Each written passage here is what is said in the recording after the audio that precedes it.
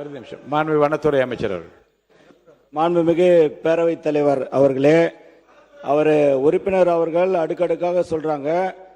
Thirumangalam formula இருந்து 2026 வரைக்கும் அதாவது ஓட்டுக்கு பணம் கொடுக்கிற அந்த திட்டத்தை அவர் அடுக்கடுக்கா சொல்லிட்டு வந்தாரு. அவர் கருணாநிதி, நம்முடைய முன்னாள் முதல்வர் கருணாநிதி பத்தி அடுக்குமொழியில சொல்லிட்டு வந்தாங்க.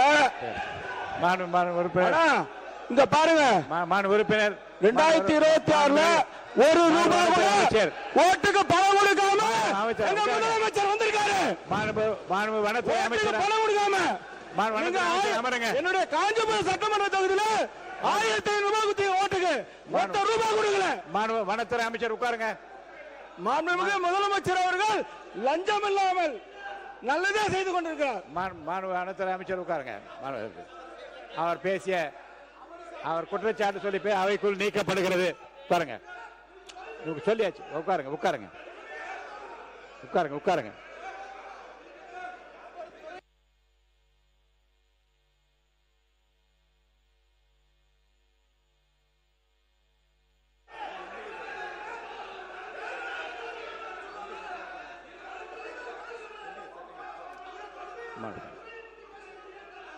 உட்காருங்க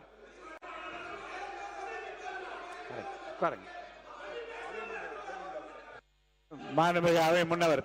மாண்புமிகு பேரவைத் தலைவர்களே, முன்னாள் முதலமைச்சரை பற்றி பேசிய அவருடைய கருத்து அவைக்கு உட்படுந்து நீக்கி விடுமாறு அன்போடு கேட்டுக்கொள்கிறேன்.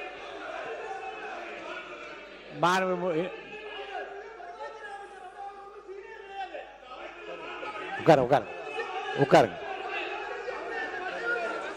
மாண்புமிகு உட்காருங்க. நீக்கிட்டேன். அவைக்கும் நீக்கி இருக்கேன். உட்காருங்க.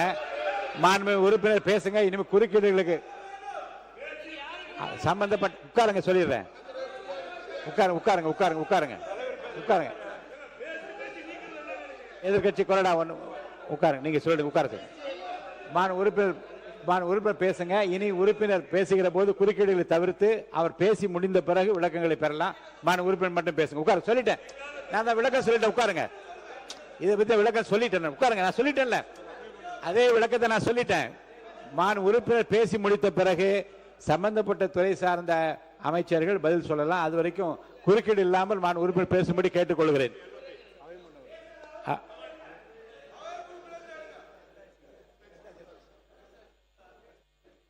உறுப்பினர் நேரு அவர்கள். மாண்புமிகு பேரவைத் தலைவர் அவர்களே, மாண்புமிகு பேரவைத் தலைவர் மிக அருமையாக இந்த சபையை நடத்தி கொண்டிருக்கிறீர்கள்.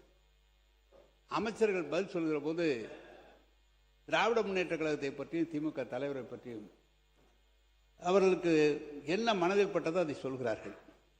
நீங்கள் அது தவறு என்று சொல்லி நீக்குகிறீர்கள். ஆனால் நேரடியாக லைவ் போய் கொண்டிருக்கிறது. அந்த காலத்தில் லைவ் நேரடியாக கண்ட்ரோலில் இருக்கும், பத்திரிகையெல்லாம் வராது. இப்போ நீங்கள் நீக்கினா பத்திரிகையில் தான் வராது. மேலும் காலையிலிருந்து வனத்துறையை பற்றி அவ்வளவு பெரிய விவாதங்கள் நடைபெற்றது. வனத்துறை அமைச்சர் அப்போது வாயை துறக்கவில்லை. சம்பந்தமே இல்லாமல்